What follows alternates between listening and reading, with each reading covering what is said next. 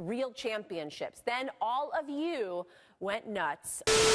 Speaking of that, Pittsburgh Steelers linebacker James Harrison. I am very proud of my boys for everything they do. These trophies will be given back until they earn a real trophy.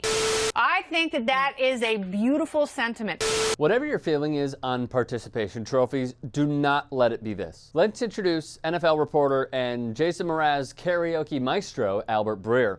Good old Al has a history of doing dumb shit. Adam Jones says racial slurs are nothing new. Good to see you.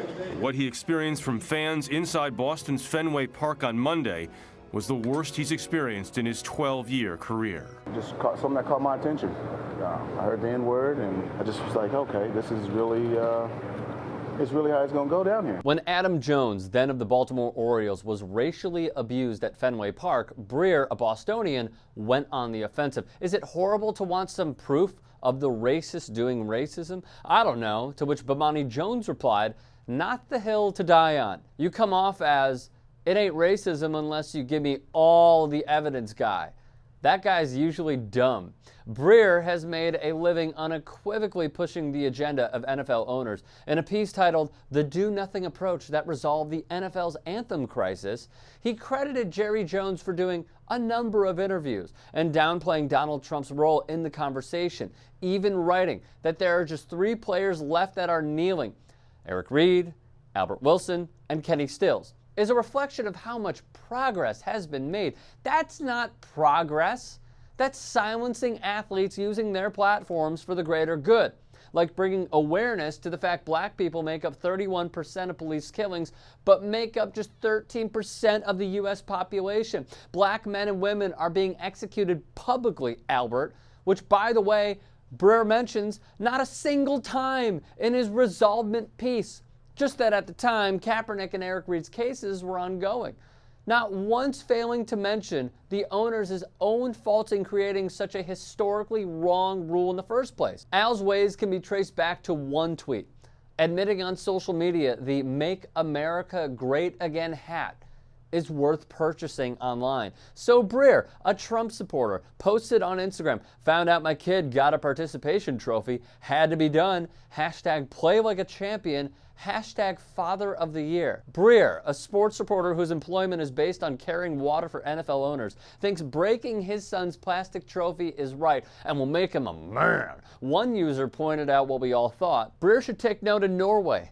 In the 2018 Olympics, the Norwegians won a record 39 medals, beating the U.S.'s record. We believe the motivation of children in sport is much more important than that of the parent or coach, said Inge Andersen, former Secretary General of the Norwegian Confederation. Norway sees the way the U.S. regulates youth sports and prioritizes doing the opposite. No national championships before age 13, no regional championships before age 11, or even publication of game scores or rankings. Competition is promoted, but not at the expense of development and the Norwegian vision.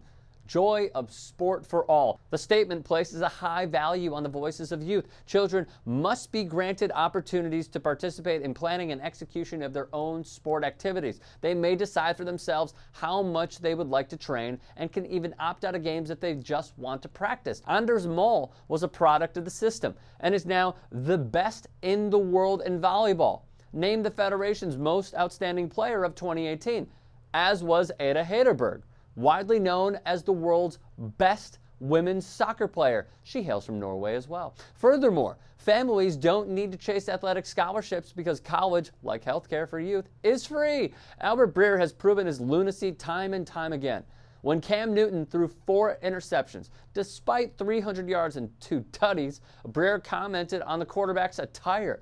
Might want to lose the hat and shades after throwing 4 picks, even calling Nick Saban and his staff underpaid. Not, of course, the actual fucking players in college. Sociologist Hillary Levy-Friedman, a title Breer will never hold, found in her research kids who were involved in highly competitive activities. Friedman found that as kids get older, participation trophies lose their meaning.